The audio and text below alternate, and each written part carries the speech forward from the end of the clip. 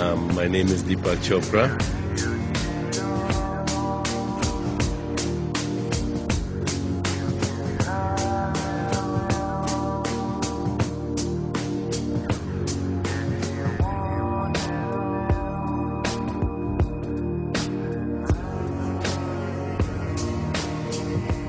I'm still deciding what I'll do when I grow up. Why is there pain and suffering in the world?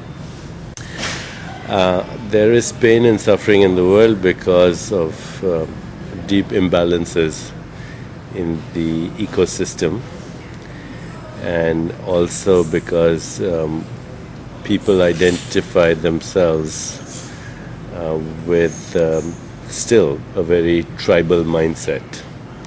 I would say there's pain and suffering in the world because of religion, which is divisive and quarrelsome and frequently idiotic. Describe what happens to a person after they die.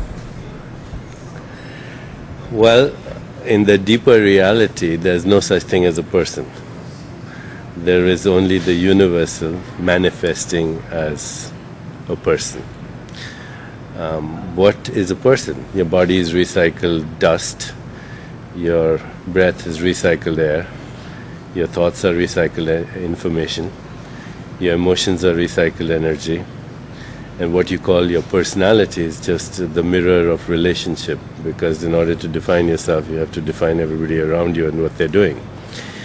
So, in the real deepest reality, what we call a person is a dynamic bundle of consciousness that is constantly transforming. Where is the person that you were when you were 14 years of age? Where is the person you were when you were 5 years of age? Actually, in every moment of existence, the old person dies and a new one is born.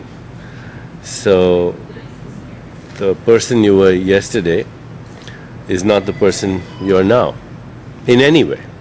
Your thoughts aren't the same, they may appear to be the same, but your body is not the same, your emotions are transforming. So, if you really look at how the universe functions, both the observer, which we call the person, and the observed, which we call the world, are recreated every moment of existence. The reason why you have this illusion of being the same person is continuity of memory. That gives you this false belief that you are the same person you were an hour ago or 10 years ago. And that continuity of memory is a collapse of a wave function. If a wave function has collapsed in a particular way in the past, it's more likely to collapse in the same way. So, even though the universe is discontinuous, you have the illusion of continuity. So, the simplest answer to your question is that the universe continues to evolve as observers and observed. In reality, you are the infinite being with a localized perspective. And that localized perspective is impermanent and transient. And you are the universe. You know, what happens when you die? Well, you were never born, so the question is irrelevant. If you could grant the world one wish, what would it be? Elimination of poverty and education would be the two most important things. All problems in the world are because of that. How would God want us to respond to aggression and terrorism? See, again, that's a dualistic question. You are not separate from God. The universe and the God are one. You are the infinite being, just having a impermanent, transient, localized point of view. So, the way to understand terrorism and conflict is to understand that all violence comes from fundamental needs not being met. There is great inequity in the world, a lot of imbalance. 80% of the world's resources are consumed by less than 20% of the world's people. When fundamental needs are not met, then the reaction to that is violence. Actually, it's not even violence in the beginning. In the beginning, it's shock and numbness and denial and fear and panic, and only later does this turn to anger and violence and retribution, and then the whole cycle starts to perpetuate itself.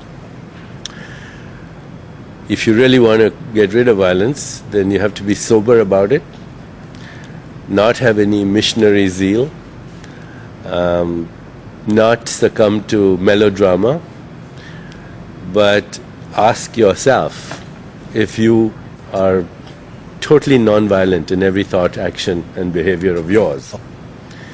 If today you could make that commitment that every thought of yours and every behavior of yours was nurturing and loving to your immediate environment, the world would transform, because you are the universe at the most fundamental level. You're not separate from it. See, now, we give Nobel Prizes for peace to people who have no peace in their lives, in their families. You want to create peace? Become a beacon of peace yourself.